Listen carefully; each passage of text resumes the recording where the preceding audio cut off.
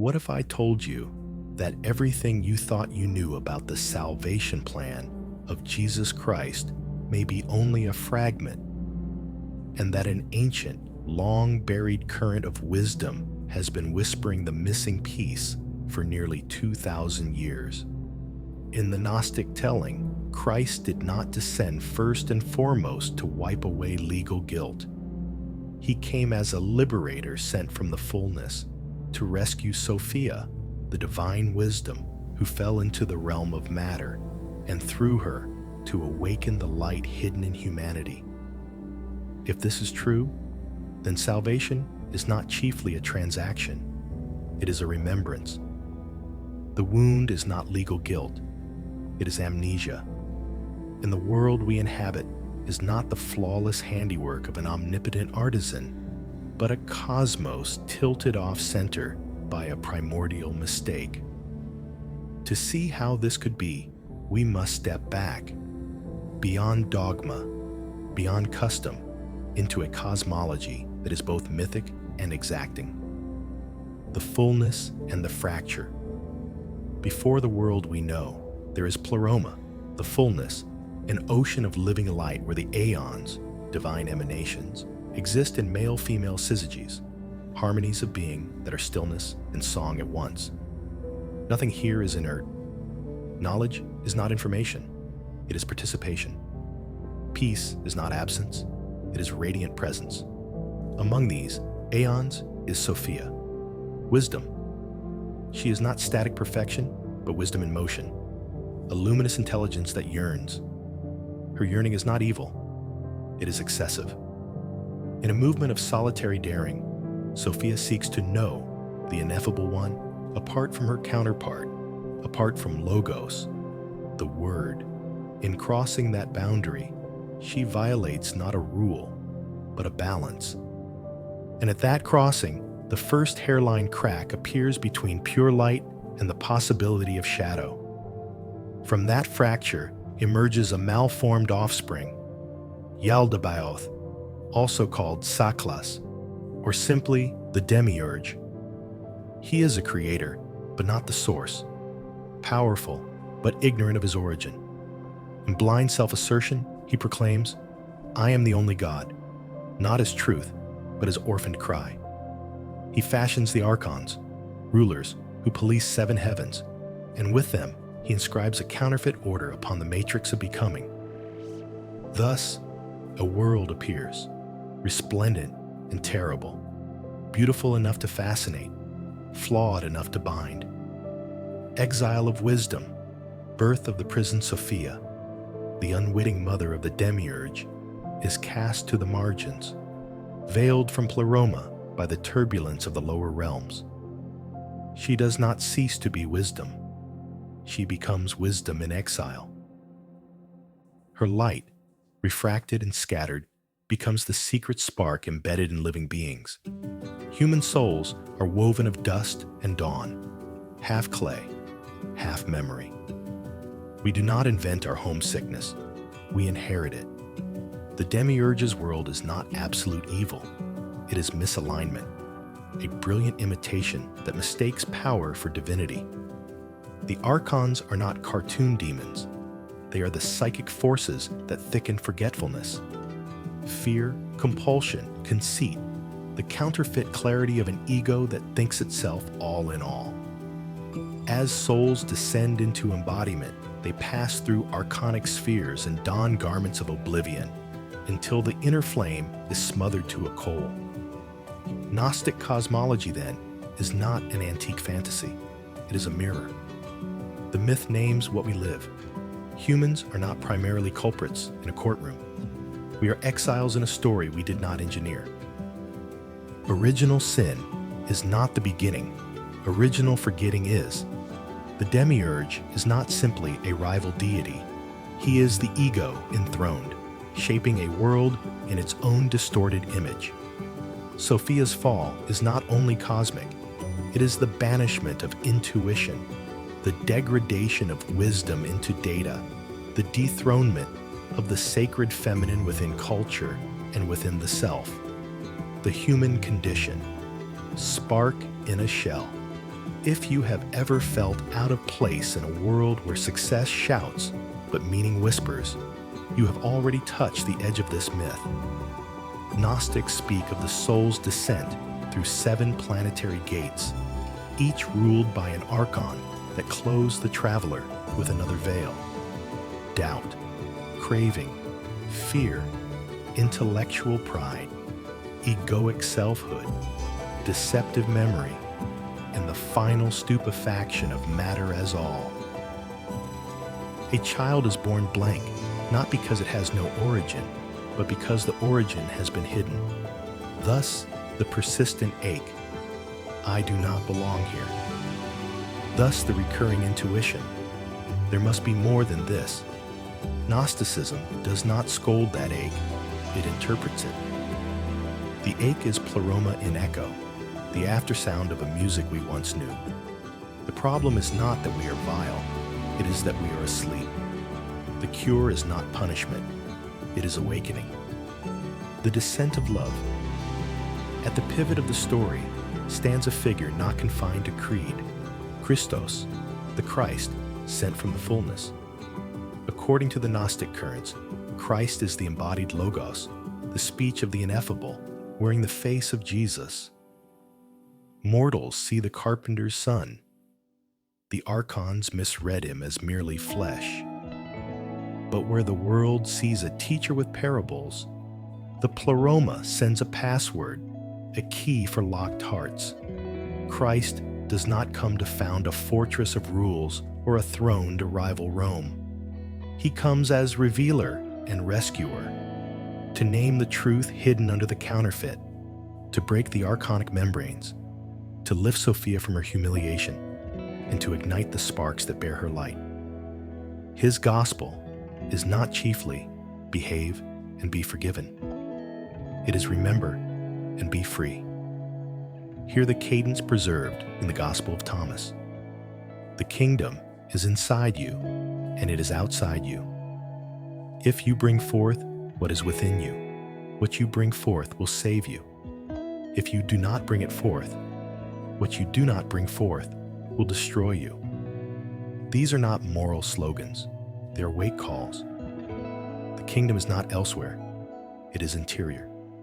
Salvation is not a downstream legal decree, it is an upstream recognition. The cross, in this frame, is not a fee paid to appease wrath. It is the archonic trap sprung on itself, the moment when violence unmasks its own blindness and the buried light ruptures the logic of death. The resurrection is not a party trick. It is the first tear in the veil of the Demiurge's final boast. Why this story provokes. If humanity carries Sophia's scattered light, and if Christ comes to lift her, and thereby lift us, then the entire architecture of intermediated power is threatened. If the kingdom is within, who requires a monopoly on access? If the soul is older than the world, what terror can empire wield? If the light is native to the heart, what throne can sell it? History answers with bonfires. Texts are burned, teachers hunted, voices silenced. The church of institution rises. The church of inner knowing is driven underground. And yet seeds bide their time. Clay jars keep their secrets. The psyche holds what the censor cannot reach. The feminine remembered. To restore Sophia is not to dethrone Logos. It is to complete him. Where Logos discerns, Sophia knows. Where Logos clarifies, Sophia embraces. This is why the Gnostic currents refuse the patriarchal monopoly. Mary Magdalene appears not as the foil of sin, but as the friend of wisdom, the disciple who hears what rules cannot teach, that the sacred does not need scaffolding to stand. Sophia's exile is the template of our age whenever information swells and understanding thins, whenever control expands and compassion withers, whenever the feminine is reduced to ornament, while intuition is dismissed as naivete. To remember Sophia is to rebalance, not by erasing form, but by flooding it with life. From myth to mirror, call this myth if you wish. The Gnostics would not mind. They always meant more than story. They meant map. If you trace their lines upon your own interior terrain, you will find the same mountains. A proud demiurge called ego, 7 gates called habits, a fallen wisdom called intuition, a hidden chamber called heart, and a quiet figure who speaks in passwords, remember. Remember what? That you are not the mask you learn to fear and sell. That your deepest longing is not a flaw, but a compass. That your melancholy for another country is homesickness, not neurosis. That your body, far from being the enemy, is a vessel for return when seen through rather than clung to. If salvation begins anywhere, it begins here, with anamnesis, not self-condemnation, but holy recollection.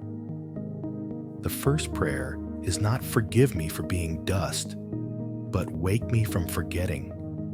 The first ethic is not conform, but become transparent to the light. And the first allegiance is not to any throne above you or system around you, but to the Pleroma within you, which Christ comes to name and to kindle. If the story of Sophia and the inner light were merely an ancient curiosity, the powers of history would not have labored so fiercely to bury it. But Gnosticism was not rejected simply because it was theologically incorrect. It was exiled because it was spiritually ungovernable. For if Gnosticism is true, if every soul carries a spark of Sophia's light, if Christ came not to found an empire, but to awaken inner sovereignty, if salvation is not a legal pardon, but a remembering, then all structures that claim spiritual custody over humanity would lose their center of gravity. A church that insists, we mediate God to you, has no ground if the soul discovers God is already within. Erasure by flame and counsel. The early bishops saw this danger clearly. In the 2nd century, Irenaeus of Lyon wrote against heresies, not to grapple with abstract philosophy, but to fortify institutional authority against a movement that declared no man, clergy, or ritual stands between the soul and its source. By the 4th century, the threat was codified into law. At the Council of Nicaea, 325 AD, the Gnostic narrative was cast out of the canonical story. Texts that spoke of Sophia's fall, of the hidden Christ, of the inner kingdom, of Mary Magdalene as apostle of apostles, were branded heresy, sealed off by edict, and hunted down. But not all fire destroys. Some fire purifies and preserves. In the Egyptian desert, someone hid a library of banned Gnostic texts in clay jars near the village of Nag Hammadi. For 1,600 years, they slept beneath sand and stone until 1945, an unplanned resurrection, when workers digging for fertilizer shattered the clay and revealed the scrolls. The time of suppression had ended. The time of remembering had begun. What returns? When a myth revives. When the Nag Hammadi texts resurfaced, they did not come merely as lost theology. They came like mirrors, reflecting questions our age had already begun to ask. Why, if religion is supposed to heal, are we more divided than ever? Why, if we are made in God's image, do we feel so alienated from both nature and ourselves? Why, if salvation is already won, do we still feel so desperately lost? Why does institutional religion speak of heaven as if it were a kingdom reserved for later, while our hearts hunger for presence now? Into this restlessness, the Gnostic texts speak, not with dogma, but with invitation. Where the institutional voice says, believe and belong, the Gnostic voice asks, do you remember where your soul came from? Where orthodoxy says, repent and wait, the Gnostic says, awaken and return. Where creeds define God by decree, Gnosticism whispers, the kingdom is inside you and outside you. Split a piece of wood. I am there. Gospel of Thomas 77. The feminine suppressed and rising to silence. Gnosticism was also to silence Sophia, the divine feminine. To suppress Sophia was to suppress every living symbol of her, intuition, interiority, wisdom that rises from experience, the sacredness of the body, the dignity of the unconscious. Not coincidentally, it was also to suppress the role of women in spiritual authority. In the canonical reshaping of Christianity, Mary Magdalene was reduced to a redeemed harlot. But in Gnostic texts, like the Gospel of Mary and Pistis Sophia, she stands as the one who understands Christ's message most deeply, the one who comforts the fearful disciples, the one who receives teachings Christ shared with no one else. She is not helper, she is herald. And it is precisely here that the tension breaks open. Peter, why would the teacher speak privately with a woman and not openly to us? Mary, because you do not yet see what is within yourselves.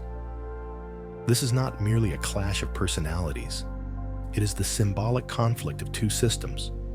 Peter represents the emerging structure of external authority, church, law, office, sacrament. Mary embodies the inner flame of direct knowing, Sophia alive in human form. And that conflict, once silenced by history, returns now with urgency. For we are living in an age riddled with symptoms of Sophia's exile, science without wisdom, intelligence without meaning, power without compassion, spirituality without embodiment, religion without mystery. Sophia is what we kill when we reduce knowledge to data, when we replace intuition with algorithm, when we exile the sacred from matter and the feminine from truth. And yet, she rises. She rises in the return to trauma healing, depth psychology, meditation, ecology, myth.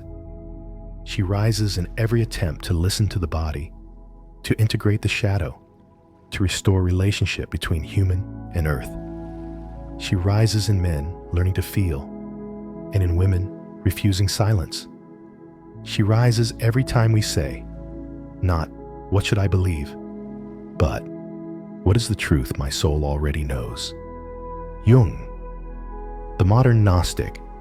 When the Nag Hammadi texts appeared, Carl Jung was one of the first to recognize their living power.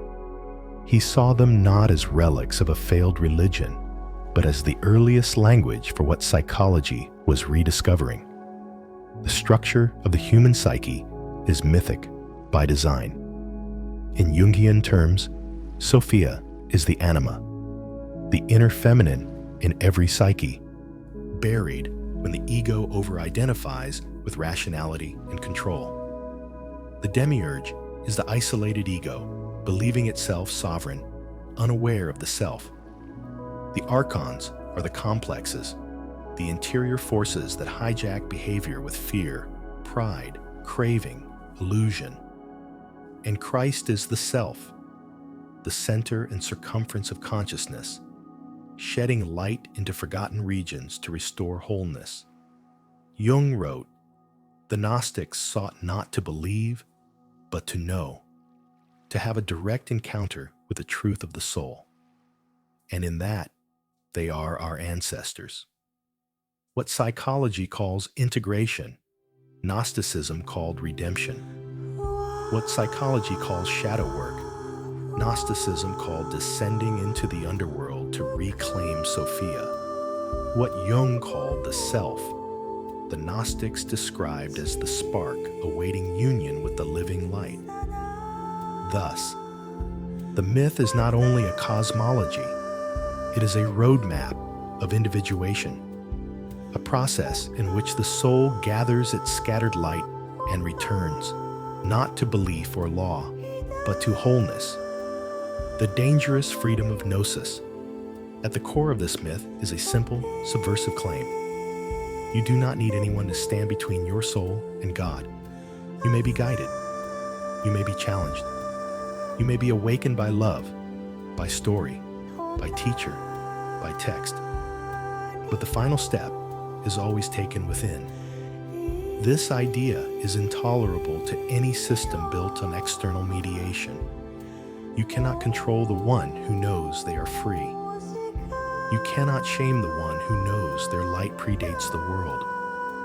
You cannot threaten the one who sees death as a veil, not an end. This is why the Gnostic message was suppressed and why it could not die. It waited.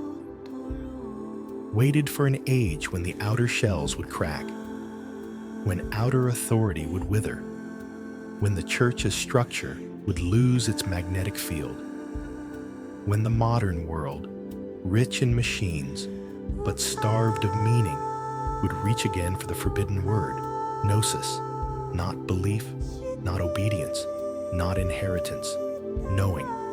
And once a soul knows, it cannot be owned. One of the most radical teachings of Gnosticism is its anthropology, its vision of what a human being truly is.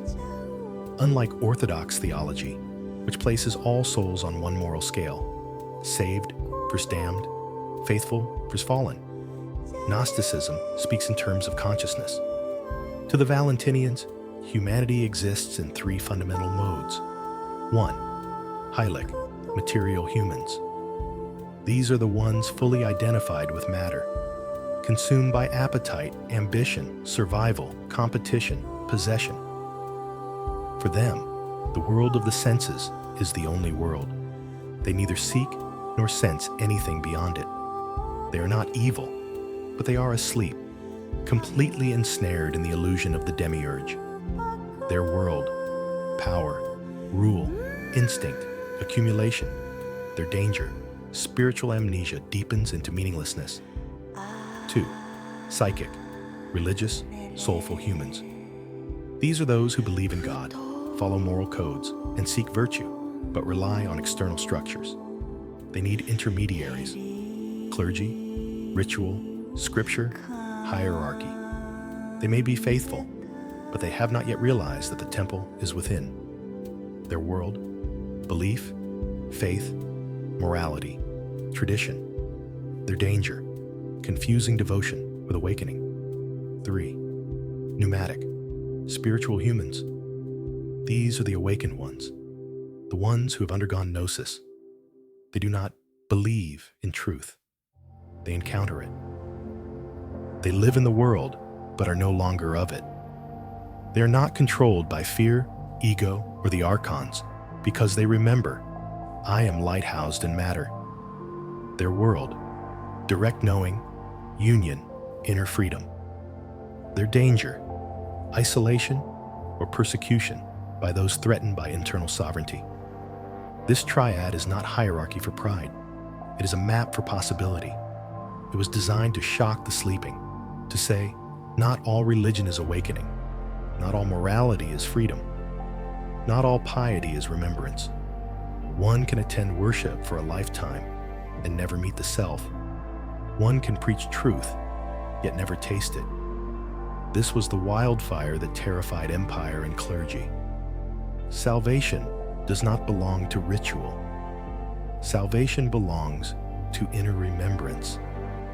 For a world built on obedience, hierarchy, and fear, nothing is more dangerous than a soul who knows it is eternal. The Gnostic practice of awakening. So how does one move from psychic to pneumatic? How does one remember? It is not done through external law or fear, but through inner work, through an ongoing, gentle revolution against forgetfulness. Gnostics practiced what today we might call radical awareness. 1. Begin the day by naming the light, not as intellectual affirmation, but as anamnesis. A whisper in the heart, the spark is in me. I am not this costume alone. A smile at daybreak can be a sacrament when it rises from within. 2. Pause before reacting. Each time the ego flares, anger, pride, fear, ask, is this the archon or the light? The archons cannot survive exposure. Awareness dissolves them. 3. Distinguish false pleasure from sacred joy. False pleasure numbs. Buy, scroll, consume, repeat. Sacred joy erupts causelessly, like still water bursting with light. Joy is not happiness. It is freedom leaking through matter. 4. Turn relationships into mirrors. The deepest wounds and awakenings happen through love and conflict. The Gnostic does not flee emotion. They alchemize it. Jealousy, control, abandonment. These are archonic winds, revealing where Sophia still weeps within. 5. Treat the body as a temple on pilgrimage, not with denial or indulgence, but with reverent clarity. The body is not the prison, but the vessel through which we rescue the exiled light. Eat, breathe, touch, rest with presence. 6. Live from the inside out. Identity built from society is always brittle. Identity built from within is unshakable. What do I truly want? Not to be admired, not to be safe, but to be whole. Every such moment softens the veil, and Sophia rises like morning dew from the psyche. Why awakening is a threat? Because the awakened do not fear death. Because the awakened cannot be owned. Because the awakened recognize the kingdom is already inside them. Every authoritarian system understands. He who owns the soul owns the world. Thus Gnosticism had to be burned, not because it was irrational, but because it was uncontrollable.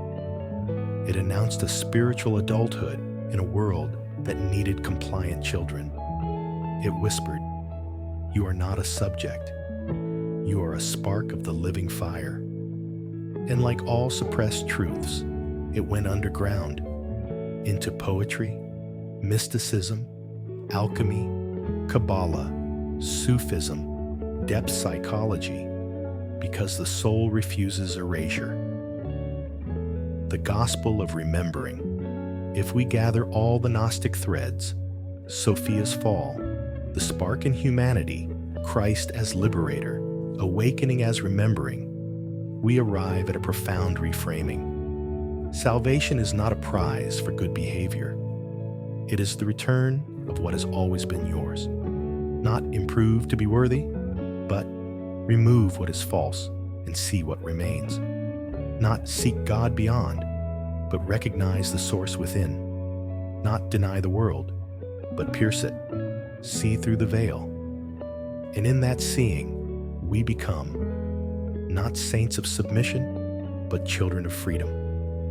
When you come to know yourselves, you will be known, and you will realize that you are the children of the living Father. Gospel of Thomas 3. To remember Sophia is to remember ourselves. To awaken the divine feminine within is to heal the human soul, to shed the archons of fear. Pride, illusion, is to become luminous exiles walking home. Gnosticism offers not a religion, but a path of return, not for the mind that wants certainty, but for the heart that aches for origin, not for the obedient, but for the awake. To understand the Gnostic vision of Christ, we must first set aside the image presented by institutional religion, the solitary Savior, crucified to appease divine wrath, enthroned as a legal substitute for sinful humanity. In Gnosticism, this interpretation is not merely incomplete, it is inverted.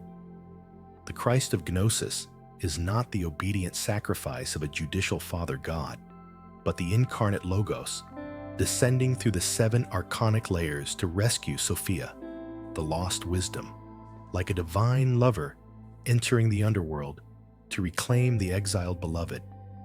Christ does not come because humanity is wicked. He comes because wisdom is wounded and love seeks to heal. This changes everything. Christ as the liberator of wisdom. Let us recall the cosmology. Sophia, wisdom, fell from Pleroma, birthing the Demiurge and the material world. Her divine light, shattered, became the souls of humanity. She dwells in exile, longing for reunion with the source. Her situation is not one of guilt, but of grief. Her sin is not disobedience, it is longing. Her fall is the separation of meaning from reality. And so, the Christ descends, not to judge, but to restore. He is the bridge between full consciousness, Pleroma, and fractured being, cosmos. Not as a monarch or enforcer, but as beloved and healer. He baptizes the world, not with water, but with memory. You are not of this world. You are the forgotten children of the light. Christ is not the answer to sin. He is the answer to amnesia. The body of Jesus as a sacred mask. The Gnostic texts emphasize Christ is not simply Jesus. Jesus is the garment of Christ, the vessel through which the eternal Logos operates. He put on Jesus like a robe. Gospel of Philip. This is not denial of incarnation. It is its elevation. The body becomes transparent, a window, not an idol. This explains why, in many Gnostic writings, Christ speaks in two voices. One as the historical teacher, Jesus, one as the cosmic revealer, Logos. This duality is why Jesus could say, before Abraham was, I am. Not as a theological puzzle, but as a reminder. The one who speaks is not bound by time, flesh, or fear. The Church feared this insight because it ends the monopoly of priesthood. If Christ is within, who needs a mediator? If the soul already carries the seed of divinity, the need for external authority collapses. Mary Magdalene, Sophia in human form. Among all figures in the New Testament, Mary Magdalene shines brightest in the Gnostic mirror. Not as penitent whore, a slander created by the institutional church centuries later, but as the earthly vessel of Sophia, the one who truly understood Christ. In the Gospel of Mary, she comforts the disciples after the crucifixion, teaching them what Jesus taught her in secret, that salvation is not obedience to external law, but liberation of inner light. When Peter grows agitated that a woman was given greater revelation, the text exposes the tension. Peter, did he really speak privately with a woman and not openly to us? Mary, he knew you were not ready to hear. Here, Mary is not merely a disciple. She is the Sophia figure in history, the one Christ entrusts with hidden wisdom, because she can receive the Gnosis directly, without distortion from power structures, fear, or hierarchy. The suppression of Mary Magdalene was the suppression of Sophia. To silence Mary was to silence the divine feminine, the intuitive wisdom, the unmediated knowing. But Sophia always returns from exile, and she returns through figures like Mary. The bridal chamber, restoring the split. In Valentinian Gnosticism, redemption is described not as atonement, but as reunion. They called this rite the bridal chamber, symbolic of the marriage of Sophia and Christ, the healing of the cosmic tear, not a physical ritual, not sexuality, but the reintegration of divided forces within the soul, feminine and masculine intuition and reason, earth and heaven body and spirit. The bridal chamber is where the inner Christ meets the inner Sophia, where the soul rediscovers its forgotten wholeness. where the fallen spark remembers its origin in the light. Why the church buried this? Because this vision makes every human being a temple, a priest, a bearer of divine light. It makes spiritual authority horizontal, not vertical. It honors the feminine. It dissolves fear of hell, dependence on clergy, and the concept of spiritual debt. And perhaps most subversively, it claims God is not outside or above, but flowing through us, broken and waiting to be reassembled into fullness. This is dynamite to the empire of religion. So Christ was reduced from cosmic redeemer to legal substitute. Mary was replaced by Peter. Sophia was replaced by dogma.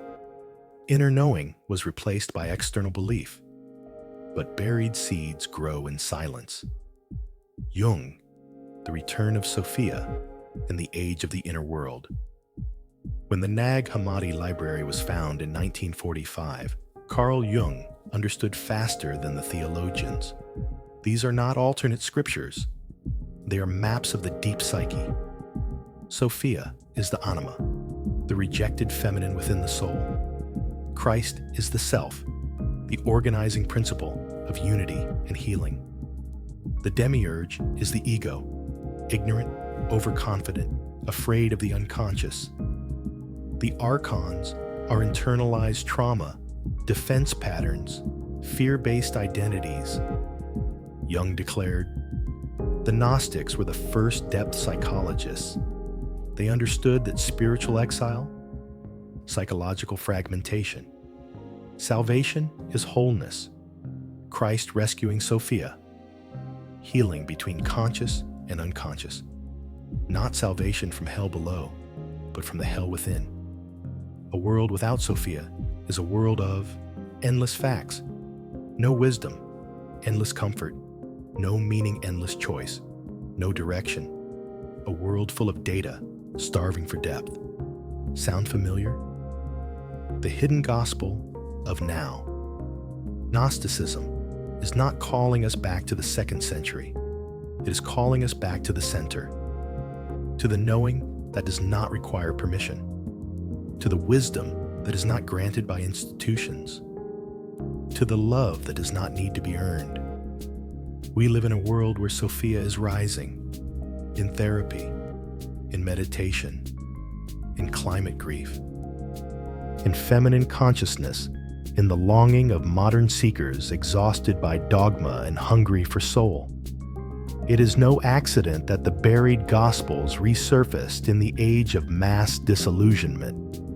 The return of Sophia is not just theology, it is medicine. Final note for Part 4. Christ is not complete without Sophia. Religion is not whole without the feminine. Truth is not free until every soul remembers. You are not a sinner to be pardoned. You are a fragment of the light, waiting to be retrieved. The story of Sophia is not simply ancient myth. It is the encoded memory of our spiritual fragmentation, a living parable of what happens when wisdom is severed from power, intuition from reason, soul from system. And now, in the 21st century, her exiled voice returns with unsettling clarity, not as dogma, but as a diagnosis of our collective condition, a civilization built on the fall of Sophia. We live in an age of stunning contradiction, nearly infinite knowledge, but no wisdom, unprecedented connection, but epidemic loneliness, ceaseless scientific progress, but ecological collapse, a global economy built on extraction, yet a starving spirit within. This is what happens when Sophia is forgotten, when the feminine principle of wisdom, depth, and soulful perception is exiled from our inner and outer worlds. We have perfected the machinery of life, but lost the meaning of it. As the Gnostics might say, the world is not dying because we lack knowledge. It is dying because we lack remembrance. We have become like the Demiurge, creatively powerful, but spiritually blind. We build skyscrapers, but forget the sky. We map galaxies, but ignore the soul. We multiply options, yet lose purpose. Humanity today is like a spark buried in concrete, glowing, but suffocating. Carl Jung and the inner resurrection of Sophia. It is no coincidence that the lost Gnostic scriptures were rediscovered in 1945, the same year atomic fire blanketed Hiroshima. That same year, C.G. Jung received the first translations of the Nag Hammadi texts and said aloud what religion had long silenced. The Gnostics knew something about the psyche that we have forgotten. For Jung, Sophia was not just myth. She was the feminine side of the human soul, the anima suppressed by centuries of patriarchal rationalism. He saw in the fall of Sophia the story of what happens when societies worship the intellect but reject intuition, prize domination over relationship, replace mystery with mechanism. The result? Inside, the psyche fractures. Outside, the world bleeds. And so the return of Sophia becomes not just a spiritual necessity, but a psychological one. The greatest danger to our civilization is the deadening of the soul. Jung. For if wisdom is not restored, consciousness collapses into meaninglessness.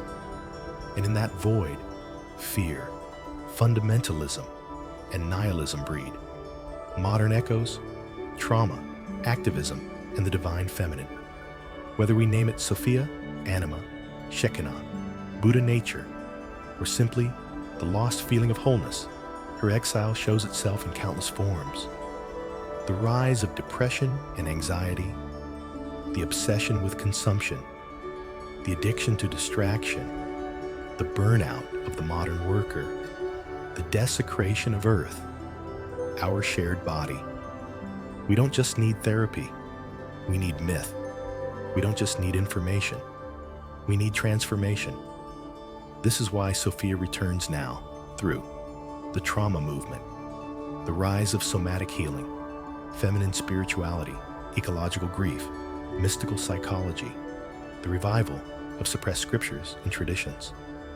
Humanity is yearning, not for a new religion, but for integration. Earth as Sophia's body. In Gnosticism, the earth itself is bound up with Sophia's story. This world is both prison and womb. And so when we poison rivers, burn forests, fracture ecosystems, we are not just damaging nature. We are reenacting the myth of Sophia falling into chaos. The ecological crisis is not primarily technological, it is spiritual. It is the outward symptom of an inward exile. The earth is not dead matter. It is divine memory. To heal the planet, we must heal the story that lives in it. The new face of Gnosis, inner knowing, not outer belief. The rediscovery of Sophia signals a turning point. Humanity is moving from religion as authority to spirituality as direct experience. The old model goes like this: obey, believe, be saved. The Gnostic model whispers, remember, become, be free. Gnosis is not elitism, it is existential intimacy. We are being invited not to worship Christ from afar, but to participate in his redeeming work. Find Sophia within. Heal the split inside love from inner light. Not inherited fear. Christ without, Sophia is power. Without wisdom, Sophia. Without Christ is wisdom without restoration.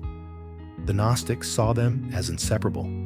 Christ, logos, conscious light, direction. Sophia, soul, living wisdom, depth. Together they form the true image of the divine, not king over slaves, but lover restoring the beloved. Without Sophia, Christ becomes a symbol of domination. Without Christ, Sophia cannot find her way home. This is not theology. This is the structure of the human psyche. Why the world is hungry for Gnosis again. Because we know there is more to us than the roles we play. There is more to life than survival. There is more to God than doctrine. And because we feel this world is not our home, we are missing a piece we cannot name. Something ancient is trying to awaken through us. We are not merely sinners saved by grace. We are exiled fragments of light, waiting to remember our origin. Sophia is not coming back through church doors. She is rising in meditation rooms, grief circles, dreams, trauma work, eco-activism, poetry, and the quiet revolt of those who refuse to live half awake any longer. Closing invocation for part 5. Sophia does not return through argument. She returns through ache. The ache of a tired soul, the tremor of unwept grief, the longing for beauty, for stillness, for home. She does not demand obedience. She invites remembrance. You were never meant to wear chains. You are the forgotten daughter of the light. You are the lost son of the fullness. Wake up. Your exile is illusion. The ancient Gnostics did not only build cosmologies, they lived them. Their myth was not meant to be believed, but embodied.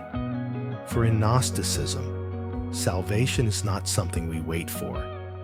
It's something we practice through awareness, inner remembrance, and the liberation of Sophia in every gesture, every breath, every relationship.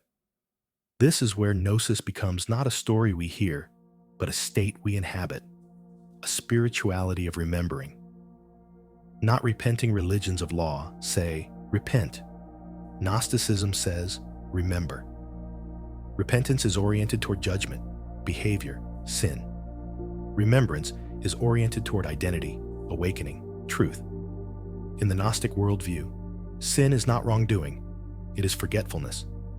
Salvation is not forgiveness, it is remembrance. So the true question is not, are you pure? But, do you remember where you came from? The Gnostic is not obsessed with guilt, but with awareness. Not with performance, but with presence. Not with rules, but with reunion.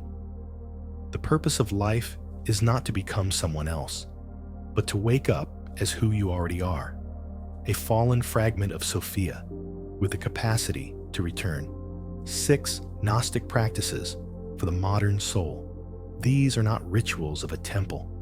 They are habits of consciousness, ways of living in the world, but not asleep to it. 1. Begin each day with inner naming.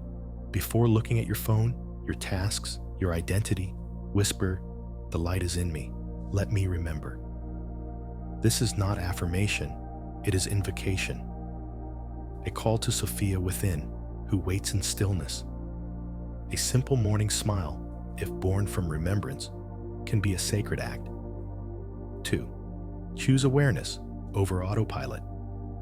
The archons rule through unconscious patterns, reactivity, distraction, emotional hunger, scrolling, compulsions. Every time you pause, breathe, and observe the inner impulse, you defeat an archon. A small gap of awareness can free more light than 1,000 rules obeyed blindly. 3. Recognize false pleasure versus true joy. False pleasure repeats, deteriorates, enslaves. It is the loop of consumption, comfort, that becomes numbness. True joy is quiet, expansive, causeless. It arises from aliveness, not achievement. One is a drug, the other is Sophia, stirring. 4. Use relationships as mirrors. The Gnostic does not avoid relationship, but uses it as alchemy. Jealousy, archon of fear. Control, archon of domination, criticism. Archon of unhealed shadow projection. Archon of self-forgetting relationship is the laboratory of awakening. Who am I in this moment? The persona or the spark? Only love seen with awareness can free the soul. 5. Treat the body as a temple, not a prison. The Gnostics were wrongly accused of hating the body. This is false. The body is not the jailer. It is the vessel, not the enemy, but the doorway. To care for the body with gratitude is to honor Sophia's broken clay. To abuse it is to deepen the fall. Matter is not evil. Unawareness of matter is the veil. A sacred meal, a mindful breath, a tender touch, all become part of Gnostic prayer. 6. Live from the inside out. The world teaches, define yourself by roles, titles, approval. Gnosis teaches, act from essence, not ego. You are not what happens to you. You are the light that perceives it. Life does not become easier, but it becomes transparent. Every action of awareness lifts Sophia. Every act of self-forgetting feeds the Demiurge. Gnosis is not escape, it's integration. There is a misconception that Gnosticism rejects the world. This is not entirely true. What it rejects is blind identification with the world, submission to external authority, spiritual illusion called normal life. Gnosticism does not teach ascetic isolation, but rooted liberation. We do not leave the world. We leave the world's hypnosis. The world is not the enemy.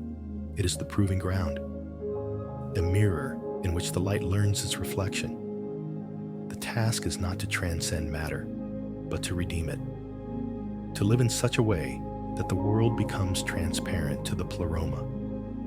When Sophia awakens in us, the world does not disappear, it is revealed.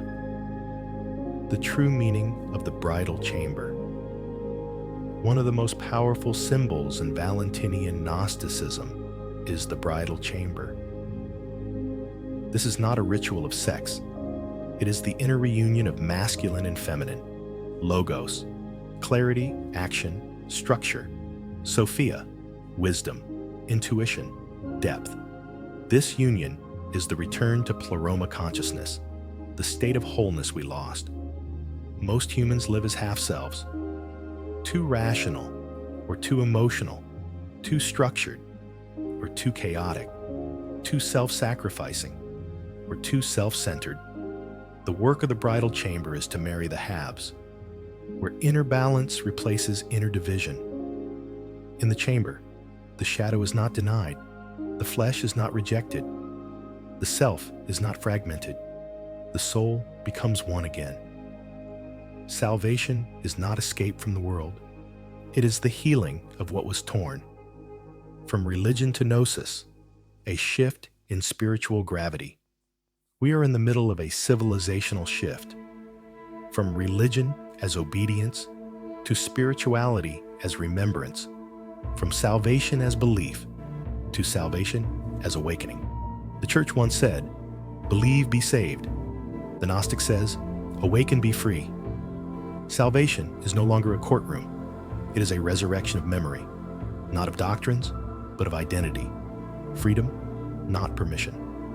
In the end, to live Gnosis is to live unowned, to live with a heart uncolonized by cultural fear, conditioning, religious guilt, inner self-loathing, spiritual hierarchy. Because once you remember the Sophia light within, no priest can claim you. No ideology can define you. No archon can enslave you. You do not need permission to be who you already are. As the Gospel of Thomas declares, when you know yourselves, then you will be known, and you will understand that you are the children of the living Father, not sinners, not servants, not subjects, but exiled heirs of the light. And in that knowing, the chains melt. Gnosis in one breath. You are not a mistake. You are a mystery in exile. You do not need to become worthy. You need to remember you already were. You do not need a path to God. You need to remove the veils that hide the God within.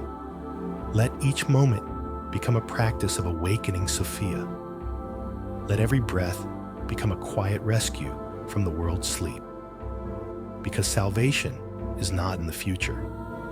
It is in the remembering. Across centuries, Sophia's story has been buried beneath ashes of burned manuscripts, condemned heresies, suppressed memory, and patriarchal fear. Yet today, her voice rises again, not as a relic, but as a response to crisis. Her exile is no longer just a Gnostic myth. It's a mirror, a world drowning in information and starving for wisdom. A humanity technologically advanced yet spiritually adrift. A planet dying of extraction while the feminine principle, the sacred, the intuitive, the nurturing, is banished from psychology, politics, and even theology. Such a world is not merely broken. It is reenacting Sophia's fall. Wisdom reduced to data, spirit traded for productivity, love replaced by transaction, mystery eclipsed by dogma, the sacred feminine silenced by systems of control. In Gnostic language, the archons have returned, but not as demonic beings in the sky. They wear the faces of corporate dehumanization, mechanized education, dogmatic religion, unfeeling science, performative spirituality, egoic identity, fear-based governance. The archons are not just cosmic forces. They have become psychological structures. They live in every denial of intuition, every rejection of inner knowing, every devaluation of the soul. So the question is no longer, is the Gnostic story true? The question is, can we afford to ignore it any longer? For if Sophia's fall is a metaphor for the exile of wisdom, then her restoration becomes the framework for healing not only individuals, but the world. What does it mean to restore Sophia today? It means reclaiming what civilization has split apart, bridging inner knowing and outer action, uniting science with meaning, not superstition, bringing wisdom back into education, not just memorization, rebalancing masculine and feminine energies in both psyche and society, recognizing the earth not as a resource, but as a living being, healing trauma not by forgetting, but by lighting it with compassion, seeing salvation not as escape from life, but as awakening within it. As long as logic rules without empathy, science advances without conscience, and power rises without love, Sophia remains in exile, which means the world cannot heal. The modern faces of Sophia.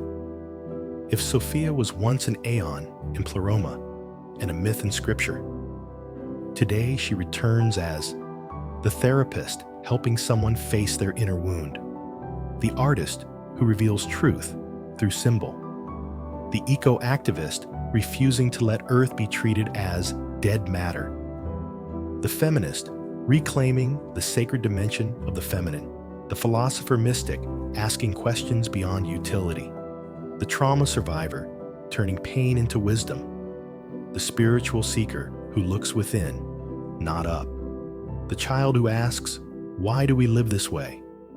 Wherever wisdom is reclaimed from suppression, Sophia breathes again. Why this story matters now, not just spiritually, but civilizationally. The world we've built is collapsing, not because humans are evil, but because we are spiritually estranged. We have intelligence without wisdom, power without reverence, information without meaning, consumption without fulfillment. Our planet bleeds not just because of what we do, but because of what we forget. If the myth of Sophia is the story of wisdom losing her place and falling into matter, our age is the story of matter losing its meaning, because wisdom has been exiled. The only way forward is not more belief, but deeper consciousness. The religious crisis is a failure of institutions. The ecological crisis is a failure of relationship. The psychological crisis is a failure of identity. And all of them trace back to one root: forgetting the sacred source we came from. Sophia is not just a goddess. She is the memory of wholeness. A new definition of salvation. Forget reward after death. Forget atonement for sin. Forget earning heaven. That is the language of institutions built on fear. The Gnostic Christ whispers a different gospel. You are not being punished. You are being called back. Salvation is not what happens to us. It's what awakens within us. When we remember our origin, when we break the spell of material illusion, when we see through the ego's lie of separation, when the inner Sophia rises, when the soul becomes whole again, then and only then are we saved. Not by transaction, but by transformation. Not from wrath, but from forgetfulness. Not to escape the world, but to illuminate it. The three false beliefs that keep Sophia in chains.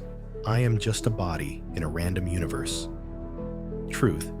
You are an immortal spark wearing a temporary form. Authority over my soul lies outside me. Truth. The kingdom is inside you, waiting to be remembered. Wisdom belongs to the educated, the ordained, the male, the powerful. Truth.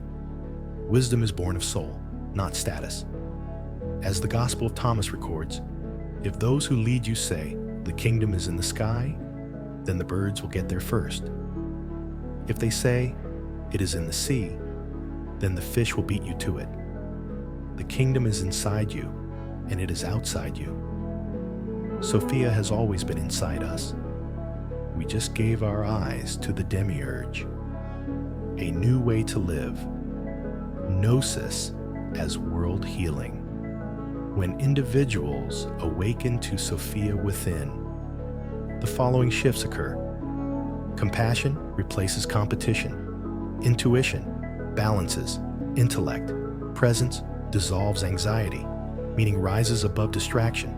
Connection heals isolation. Reverence replaces consumption. This is not naive idealism. It is the only alternative to collapse, for the world has tried everything except consciousness. Technology grows, but souls starve. Institutions tighten, but spirits break. And from the ruins of both church and science, a voice returns. I am Sophia. I am the wisdom you have forgotten. Return to me, and you will return to yourself. Final call. Sophia's invitation. You do not need to join a religion. You do not need to abandon one. You do not need to escape the world. You need only awaken. Awaken from the lie that you are small. Awaken from the dream that you are separate. Awaken from the hypnosis of the archons. Awaken into the memory of your divine spark. Christ came for Sophia, and through Sophia, he came for you, not to make you obedient, but to make you remember, not to lead you to heaven, but to relight heaven in you, not to condemn the world, but to free it by freeing your soul. For the world does not need another savior. It needs billions of awakened bearers of Sophia's flame. This is no longer myth. This is the task. Return to the light. Restore wisdom. The time of remembering has come.